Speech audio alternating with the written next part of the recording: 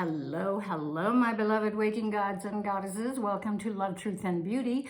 Do-it-yourself spiritual awakening for divine in the flesh. Now with replays on IGTV at dakini.kiss, where together we learn how to surf and navigate the ups and downs of the totality of human experience, creating a new earth beyond the limitations of this perception managed reality matrix of five senses, having discovered our true divine creative natures in our true sensual sensorial universe of seven senses, composing formless into form outside of the matrix in the true quantum field creation field universe. Before we get started, please do give this video a thumbs up. Please also hit the subscribe button and the notification bell, selecting the all setting so that when I upload videos, the YouTube will let you know. I generally upload Tuesdays and Fridays, 2 p.m. Eastern. My name is Maria West, and I am your hostess of the highest, here to download, upload, inspire, and usher you into your bestest and brightest selves, your bestest and brightest light, and inviting you all to open your hearts wider and wider and wider and wider and wider still. Hello, my darlings. Yes, different setup, as you probably noticed. Hello. Welcome to Love, Truth, and Beauty, episode 232. And in today's video, I'm exploring with you the topic of attracting a true spiritual partnership and exactly what that means. This is a hot topic that is very dear to my heart and very dear to you, love bugs, especially since we've been talking about the 4 levels of relationship in and out of the matrix, where only one level, my loves, the 4th level of the heart-based new humanity, resides outside of the matrix in the true quantum field creation field universe. Now, we've been talking about fast-tracking this love divine from wherever we are, quantum jumping, up-leveling all our lifelines in our relationship realities through clarity and intention.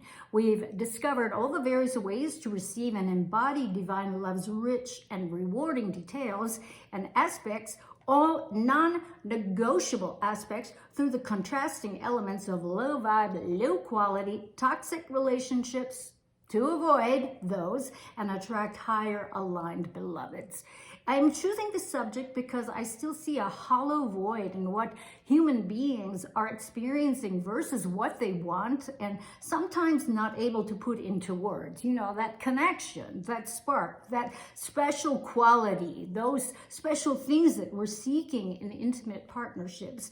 Many of us dare not even think of what they are, let alone say them aloud, what we want for our hearts. So I think there's incredible power in being able to declare, this is what I'm going for in love. This is what I'm seeking. This is the divine love I intend to have and experience because I deserve it. And I'm willing to not settle for less than this divine love, even if that means I'll be alone for the rest of my life. By declaring and intending divine love and never settling for less, you stand a better chance to manifest it, okay? Now, it's hit or miss when you don't consciously intend and declare to manifest divine love. And I've been encouraging all of you to journal and muse about those non-negotiable qualities of life and the attributes of your beloved, attributes that you also match up with, and thinking about what type of depth you seek in a partnership and why this question is relevant today. So I want us to go back a few decades, a few generations, to when your grandmother, your grandfather entered into a relationship. And then when your mother and father entered a relationship, maybe even back further to your great-grandmother and great-grandfather when they entered into a relationship. Today, as you sit here in front of me watching this video, this is one of the first times in human history where you can enter a relationship primarily to fulfill a spiritual need inside you instead of, say, a logistical need, a need for property, a need for survival. We're living in different times now, and as I share this with you, you can recognize you're standing on the shoulders of men and women who may have died wanting something else they didn't get. Marriages were business arrangements, often dictated by tribal family law that endeavored to keep bloodlines pure, class division apparent, securing survival, or at least the numbers to raise your odds in favor of survival. This is relevant because you stand a chance of creating something these days, before and after, for future generations in terms of what's possible in a union and a consciously intended partnership. The awakened human being wants more than a shallow role-playing connection. We want more than a shallow physical connection, more than a one-night stand, more than a shallow emotional connection, more than belonging as if a thing, a piece of property. The heart-based new humanity wants a love relationship, a spiritual partnership that transcends beyond what one can touch and feel and see. Some of us call it soulmate relationships, a divine partnership. The ancients called it heros gamos, the sacred marriage of the feminine and masculine essences, or conscious love. And that's the thing we're exploring today. So if you're one of those human beings who has been longing and yearning for more, longing for the genuine beloved, your spiritual beloved, and if you're willing to be patient with me as I explore this elusive and mysterious, often heart-wrenching, the painful topic of spiritual partnerships, which is not necessarily the easiest thing to talk about, I can assure you that at the end of this video, you will find a more profound sense of peace and also more clarity in terms of what are the steps you need to take. These steps allow you to embark upon the journey to exit the matrix and enter into the realm of the heart-based new humanity to attract and materialize into your life that divine spiritual partnership. Now, I'll start by saying this. All relationships are spiritual relationships because spirit exists everywhere as far as I'm concerned. A few distinctions need to be made so that we are on the same page and you understand where I'm coming from, okay? Now, there's a difference between what I'm talking about and saying all relationships are spiritual relationships versus all spiritual contracts or contracts that you have with people are spiritual contracts in and out of the matrix and the true quantum field, creation field universe. Your intention behind what you want to create and the level of consciousness you reside in as you enter and navigate the relationship creation process are your superpowers. What? Here's what I mean. There's a marked difference between a spiritual contract that you might have with someone who is, say, an abusive partner, who is a painful relationship teacher for you, where if you choose to learn something from them, from it, move outside of it and learn how to value yourself more, not because the partner was great, but because they treated you like shit and inspired you to practice and master the art of saying no. Such painful relationships teach us to value, love, and advocate for ourselves. There's a spiritual contract, okay, which is generally quite up the painful shit show, as a lot of you might know, and it's not fun. It's pretty painful and not necessarily the spiritual relationship I am referring to, though they can be. It's not an impossibility. I'm talking about partnerships where you intentionally speak aloud into being and co-created the connection with your beloved, a love so divine, such that divine love will transcend what both of you are here for individually, okay? Now, we like to learn via contrasting experiences. So let me share what a spiritual relationship is not, okay? A spiritual partnership, that is. Why? Because I think there's some confusion in this day and age of shallow surface relating. And again, this is my definition. I could be completely wrong, so bear that in mind. Still, as someone who has dedicated a large portion of her life to helping human beings create what they want by first deactivating all their traumas and becoming relationship competent, communication competent, learning to move from victim to victorious in all categories of life, indulge me, please. Here's what my definition is not. It is not a relationship where you get to wake up every day, drink the most expensive, organically and sustainably grown coffee, add full organic cream, and then do hot yoga, okay?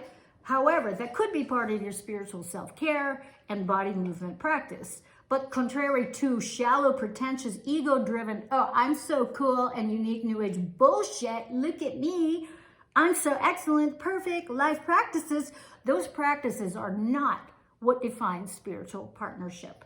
It's also not a relationship where you get to chant, meditate for hours on end, practice breath work, align your chakras, feng shui your designer house, or learn how to squirt during orgasm via remote viewing, okay? It's not those things. It's not a relationship where you get to share photos on Facebook and Instagram and brag about your beautiful, sublime, and almost perfect relationship and lifestyle with the world and feel superiority over the rest of us.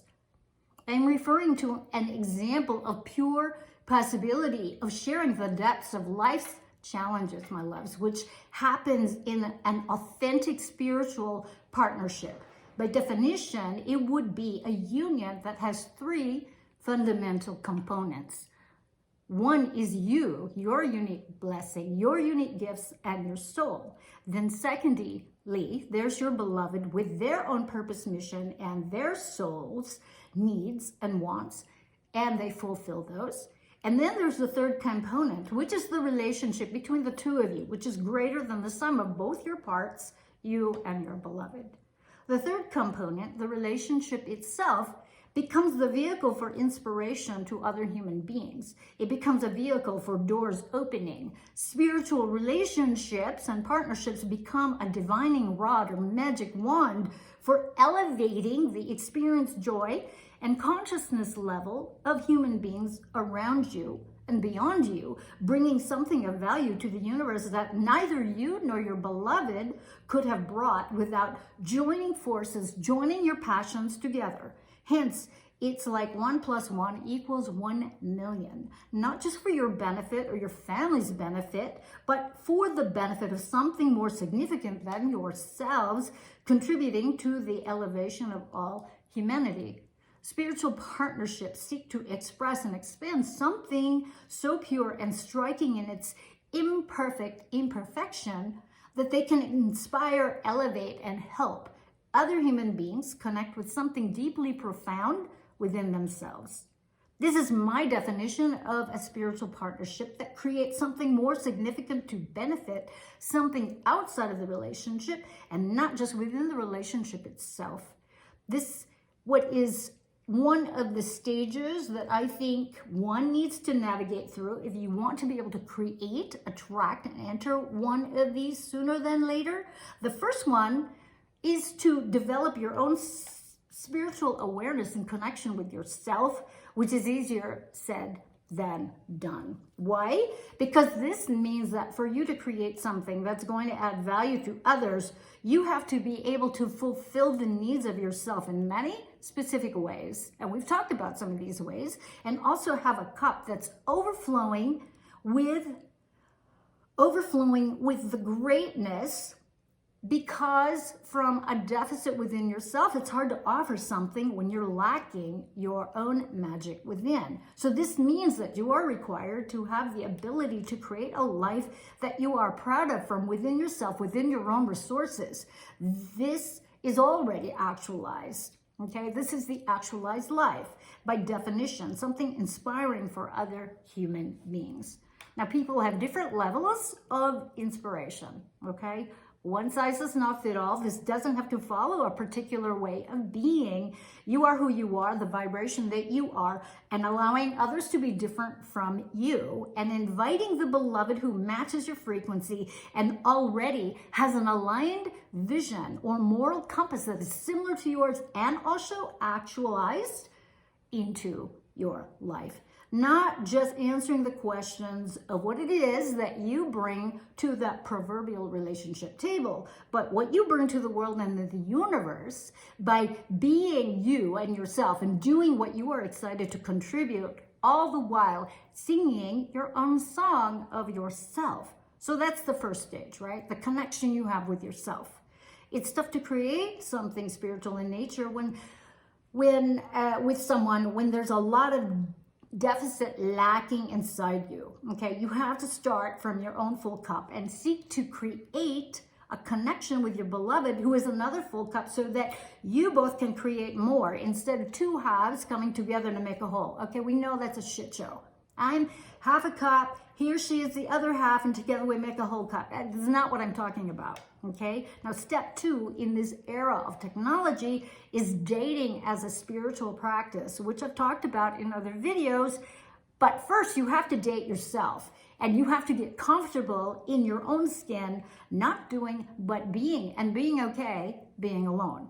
Now, after you date yourself, step 3 is dating someone else as spiritual practice. So reframing dating not as the inevitable evil and, oh my God, I have to do it, that you have to go through to catch a husband or wife, or at the very least, the booty call or friends with benefit that most human beings settle for within the matrix.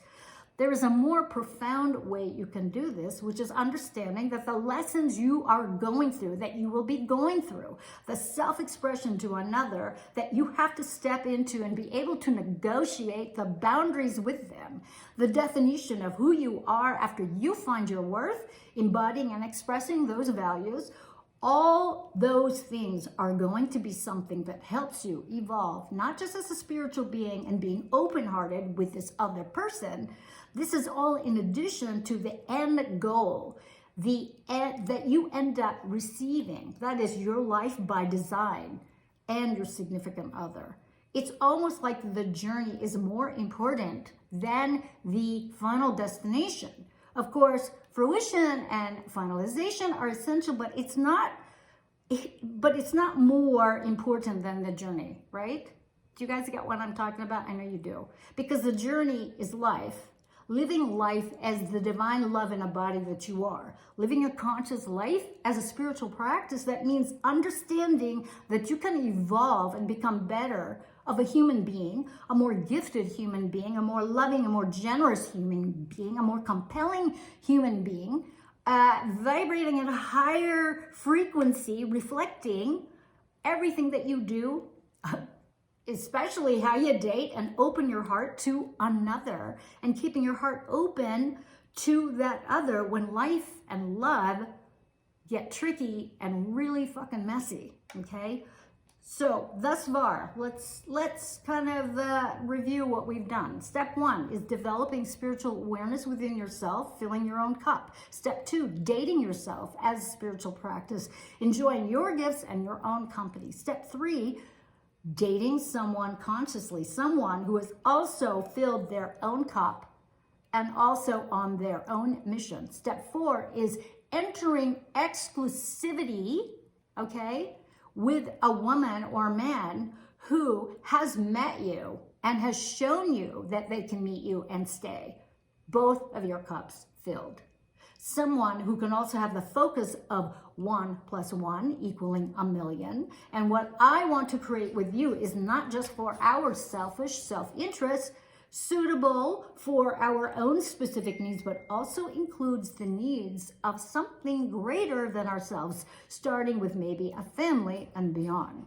Now, through your clarity and intentional love, you and your beloved affect people around you and beyond. People get a chance to be inspired by the level of love and depth and connection, generosity and expressiveness that you and your beloved create together just by being, and just by being together. That's what that goal, to go beyond yourself, to go beyond your own unique needs, even beyond your own family needs, to create something that transcends time and space of your own situations, that adds value to the world, to the universe, and elevates others, helping other human beings who may not have a chance to know what's possible, to understand, not through the lessons you teach them, not through pontificating, but through witnessing your experience with your beloved, and they themselves declaring, hey, I want that. I see myself in you, and I see myself in your experiences, and I want to create something like this that is unique to me, that benefits the world. So my love bugs, my awakened gods and goddesses, if you've been doing this relationship thing for a while and you're not getting what you want, instead of lowering your standards or giving up, it is worthwhile to hit perhaps reset and declare, I am open to receiving divine love. I'm going for platinum, which goes beyond what most people seek and creates a deeper level of fulfillment that most people never get a chance to create. I intend divine love, therefore it is given. I waited almost 10 years for the opportunity, so my divine love journey continues. The wait is worth it because at the end of your life, my loves, the only freaking thing you take with you is the love you gave and the love you experienced. Period. In the end, that's it. So it's worthwhile to know how to do this now, how to intend divine love and stepping up to meet it, okay? That, my loves, is my speech. Now, I hope this is helpful, valuable, and insightful, my darlings. Please help me grow my channel by giving this video a thumbs up and leaving a comment in the comments box below or in private. Please be polite.